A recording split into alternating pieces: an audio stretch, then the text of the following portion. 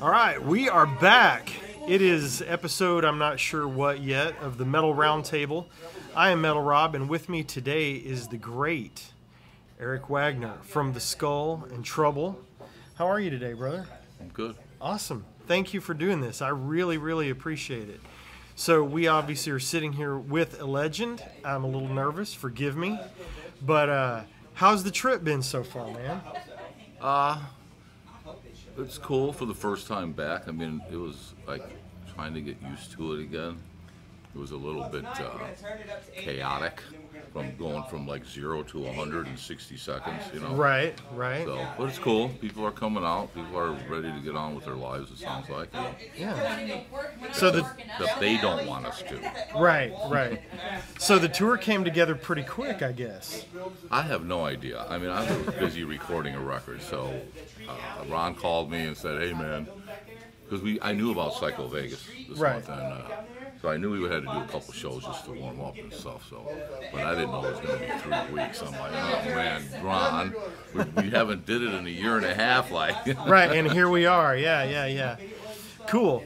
Well, so tell us about what happened for you guys during lockdown. I mean, I know so many guys it nearly broke bands. How did you guys come through all of this mess?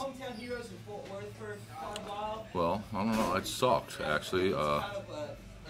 I was working on a record, on a solo album.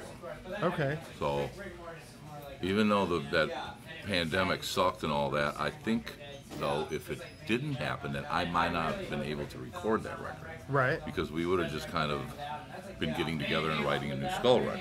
So, because of that, I was free to do it. And, I mean, we've been working on the Skull, too, but, so that's really what I did. I threw myself into that one. So, and I finished that day I left for rehearsals. It was for this tour. Awesome. Well, what can you tell us about the solo record? Well, it's cool. I mean, I kind of working on it for like 4 years, and Skull kept going out in tour and interrupting me, you know. I'm just joking, but it was true. Right. Well, what's cool about this thing is everybody who played on it has been involved in a project that I have been on. So, okay. I have, like, from Trouble, I have Ron did a couple of bass tracks. I grabbed Sean out of wherever he was in retirement, and Chuck Robinson, he was playing bass on Simple Mind Condition. The lead bass player, guys from Blackfinger. So even where I recorded it at, even the mastering, all of it was just people that I have worked with. Right. So it was kind of cool, nice big little happy family type thing. Yeah, that's It turned out great, and it was a lot of fun. So we can expect more in the vein of Trouble and the Skull, or is it a little bit of a departure? Or? I don't know. You know, it's just me, man. Right. Doing what you do. I don't try to write a certain way. It's just whatever comes out, comes out. I never go, I tried that once. Well, I'm going to write a song about sex, drugs, and rock and roll. And I had a piece of paper sitting there for 2 weeks, a blank one. I'm like, that's not me. Right. So I just do what I do, and I just write about what I see, what's going on, whatever, how I feel. How I feel is a good way to put it. Right, that's good. So, speaking of the Skull and the tour, you're out with the Obsessed. How long have you known those guys? I'm sure you go back with Wino forever. How do you know all those guys? Well, the cool thing, in 1985, when we were done with the Skull record, recording the Skull record, we went on a little tour, like to the East Coast, like to Pittsburgh, Cleveland, all that kind of stuff, and we didn't know anybody that like were into what we were doing. Right. Basically, we did get a Death Row bootleg, and that's how we found out about Victor and stuff. But okay. When we pulled into Baltimore, the place was packed, and we were kind of freaking out a little bit. The Obsessed and Asylum were backing us up, and that's when we kind of all met them guys, and whoever from that area. It was in bands too, so it was pretty cool actually. Oh, that's very cool. Wow. So how did you get started? We're going to kind of do a behind the music, if you will. So how did you get started with Trouble? For those that don't know the history, tell a little bit about the early days and how you got into all that. Well, Bruce and I were in a band in our hometown. Okay. And we were going to leave because of musical differences. Well, we were in the metal, and you know, that new wave of heavy metal albums and Priest and Sabbath and all. And the other guys were into other things like REO or whoever, and so it was fun for a little bit, and that's how Bruce and I hooked up. Okay. So I would have never met him if I didn't do that. You know? So we just answered an ad in the Illinois Entertainer like one day, and Bruce and I went up. They needed a singer and a guitar player, so we went up there and checked it out. And that's who it was, Trouble. Oh, okay. They had the name already, and Rick, and there was other bass player and drummer then, you know. So we just started doing that. So actually, then those guys left. We got Ole, and then Tim came along, and so we just rehearsed for 4 years, 4 nights a week. That's all. Okay. We didn't play a lot. We just had parties in our rehearsal room every Friday night. Right. They were epic ones too. So that's when we played. Right. And that's how we got our following going, you know? Yeah. Because back in Chicago in those days, there was no scene where this kind of music could play. Right. So when we did back somebody up in one of the clubs, like a kind of a more commercial band, you know, Styx, all that. What was ever going on at that time? Right. I mean, we'd come out. I remember this one time we opened up with Fear No Evil, and the people's mouths dropped to the table like, "What the fuck is this shit?" You know, and we were laughing, man. So that's how it was back then, you know. Oh, that's awesome. Yeah, because it's heavy and dark compared to Styx and REO and all that was going on. Now, is this late 70s, early 80s? What time? 80s, okay. 80s, yeah. Okay. So, I mean, we had, because of Fear No Evil, like I said, we opened up with Fear No Evil, but we had a lot of the material for the first 2 records that we were writing almost at the same time, kind of. Right.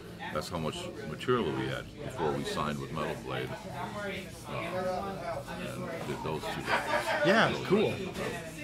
So you go through, you have the career with Trouble, and you guys move on. What was the deal with what happened there? Had it run its course? Did you just want to do other things?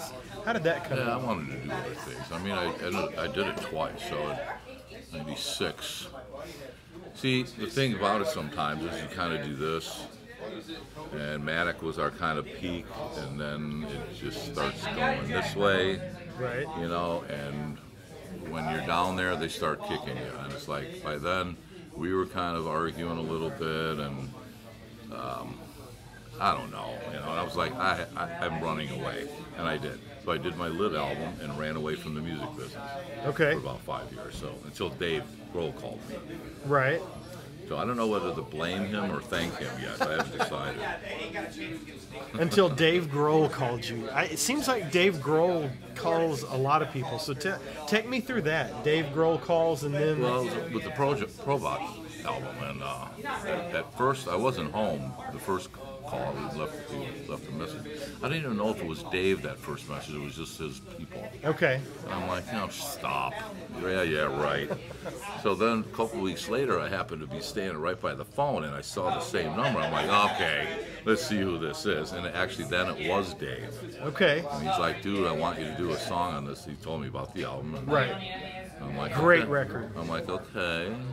It took me a minute. I didn't think I could do it again. It took me a couple of weeks even to listening to it, and blank piece of paper and shit, you know. And that particular song actually was written for Ozzy. Okay. Ozzy's wife, whatever, what's her name? Sharon. Sharon. She asked certain people to write some music for, I believe it was around No More Tears. And so mine and King Diamond's song were the 2. Okay. They didn't take them, obviously. So it was a lot of fun. We were like one of the first bands to play live on them Headbangers Ball. Okay. Now, I didn't know that. Yeah. So Wino, it was Headbangers Ball 2. So it was me and Wino and Greg Anderson and I can't remember the bass player, and Dave obviously. And we did My Tortured Soul on MTV that night. Wow. I did not know that. I will have to go find that on YouTube. YouTube. Oh, yeah. So then you roll through that time of the career, and then the Skull happens in 2014? 11. That was the first album. Okay. First album. So tell us about the formation of that. Well, I was at the Days of the Doom Fest in Kenosha, Wisconsin, with my band Blackfinger. Okay. We headlined one night, and Ron was there with Earth and Grave, and Oli was there with his thing, what was that called? Retrograde. Okay. So I invited them both on stage at the end of our set to do a couple of trouble tunes. Perfect. And we didn't say anything to anybody. All of a sudden, it just happened, and people freaked out. Beautiful. I was like, that was kind of fun, because it's been, shit, at that point, I left, Trouble in 08, so that was 3 years since I did it. And so it's like the next day, I kind of I messaged both of them. I asked them if they wanted to start like a tribute band. And they're like, what do you mean? And I said, well, tribute to Trouble. I said, you look just like the bass player and the drummer, and for some strange reason, I sound exactly like the singer and look like him. It's really weird. Weird, that's odd. Yeah, that is very odd. They're like, okay. So we thought it was a good, You're like, I've got this Eric Wagner thing going on. This didn't hurt none either. Right. So you guys just get to rehearsing and writing songs, and here it comes. Not at first. We decided that we were going to do only the early stuff, the first 2 albums, because them guys didn't do it no more. We didn't even do it when I was still with them. They're like, well, it doesn't fit the new stuff. I'm like, bullshit. It's part of our history. Right. Of course we should play it all. Right. But so we just decided to separate ourselves from them. We would only play them first 2 records on. And some things from Plastic Greenhead, because that's the only album Ron and Oli and myself were played on together. Okay. So we did some of those too. Okay. Which was kind of a cool thing, because it kind of set the foundation on how we ended up writing. Heavier and stuff like that. And Right. I mean, after doing a bunch of shows and stuff, people started asking if we're going to do a record, and we're like, why not? Yeah. For those who are asleep. Right. Great record. Thank you. Great record. So now we've been switching. We used to do All Trouble, then we went to about 50-50, and then once the second record came out, we were like, I'm like, I want to be the Skull now, and we are the Skull in the set, and we started doing just Trouble songs for the encores. Right. So sometimes, if like on tours like this, you don't get encores, and we don't do any Trouble. And to be honest with you, there has not been one person come up to me and ask me why. But before, I used to be like, okay, what song you want to hear? And then they start yelling out songs. Right. And then, let's learn that. And then once we learn it and play it, then if somebody wants to hear something else. Right. So that's a game that we couldn't win. Right. So everybody is very respectful of the Skull, and if you play Trouble songs, great, and if you don't? Well, we also have done shows where we just do Trouble songs. Like a couple of years ago, we did in Norway a festival. They wanted us to headline both nights. One night to be Trouble and one night to be the Skull. Right. We went out doing the first album in its entirety on the anniversary, and we also did it with the self-titled one. Perfect. So if people want to pay for it, we'll do it. Because it's a lot of work. I mean, it's not just, okay, let's play them. Right. I mean, we have people that live in other parts of the country and stuff, and we have to get together and learn these songs. Especially them guys. Yeah. I know it. It's in there, man. I'd Yeah. like to tempt her. I don't rehearse that song. Right. Even with Trouble, I didn't know more. That's my time to go to take a shit or smoke a cigarette or whatever. Right on. And the worst is watching somebody learn that song while me standing there. I can't take it. Yeah. But you know what? Live, it's still a blast. That would be The intimidating. People know it's coming, and yet when we hit that first note, they're like surprised. Right. Oh my God, they doing up there. Even though they know it's coming. So I hate to default to this question, but I know this usually leads to a couple of funny stories, and it's a very cliche question. But in all the years of playing and touring, there have to be those Spinal Tap moments where some shit just went wrong. Have you got a couple of cool stories about? We still do. They still do. Yeah. There's a lot of things I can't say. I don't know. I mean, it's just a lot. There's just always something. It's a lot, and I remember one time in Cleveland we got stuck, like in the movie where they. Yeah. That happened to us. we got separated. So it was me and Rick and the drummer went trying to find our way out of the building. The other two were somewhere else, and we were kind of laughing. But that shit happens all the time. That's funny. The Skulls has exploding drummers since the beginning. Too. Oh, nice. Well, hopefully Henry doesn't blow up tonight. Oh no, Henry's perfect for us. Like in. It just kind of so happened that because people that we've had in the band that aren't in the band anymore, it was Ron, Lothar, and myself are the three constants so far, and the other guys were all just kind of jamming with us for a while. They have their other bands too, and then it's just time to they have to go do their thing, which is cool, you know. Right, right. So it just happened that we needed a drummer and Henry needed a band, so yeah, there he is. So how did you guys connect with Henry being here? We knew. I've met Henry years ago at Roadburn. Okay. In Holland. So, and Ron and Henry, I believe, were in a band together anyway. Debris with the guitar player from St. Vitus. Okay. Okay. So it's all just yeah. So, same with Brian Dixon on the second album from Cathedral. They toured with us, and that's how I met him. And I'm like, he'd be perfect right now, and he said yes, and so we're really, really good friends now. That's awesome. So we talked about your solo album earlier. When do we expect that? Well, I don't know. I mean, they want to try to get it out this year. The record pressing plants, the album, the vinyl, right, are far behind. Right, everything. So, and it makes no sense for somebody like me to release an album like after, like, say, November 12th. And then if we don't get it out then, it'll be in the spring. There's no reason to put it out during Christmas. Right on. And you mentioned earlier a new Skull record. How's that coming along? What's that status? Well, now, after this tour here, we can get back to doing that. It was about half written. Okay. And then I'm recording this album, and that you guys do find something to do.